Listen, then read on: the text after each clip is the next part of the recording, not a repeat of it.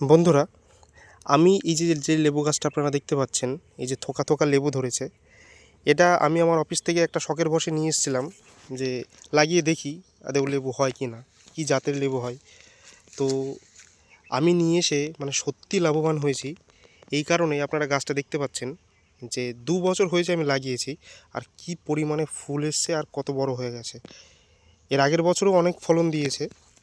আর লেবুর আপনি জাস্ট ধরনটা দেখুন, এই দেখুন এরকম থোকা থোকা ধরেছে, এইগুলোতেও ধরবে। এই যে ছোট্ট ছোট্ট, এই দেখুন, এটা সারা বছর হয় কিন্তু ছোট্ট ছোট্ট লেবু।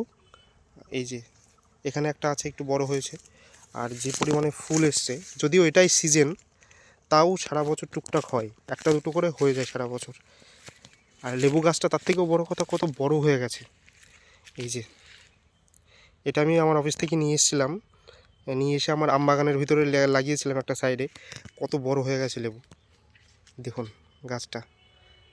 এই যে আমার আম বাগান, আর এই যে লেবু গাছ। আরেকটাও আছে, এটা আমি নার্সারি থেকে নিয়ে এসেছিলাম, এটা পাতিলেবু, দেশি পাতিলেবু যেটা, সেইটা। এটাও বেশ বড় হয়ে গেছে, যদিও এখনও কোনো ফুল আসেনি, আশা করি সামনের বছর আসবে।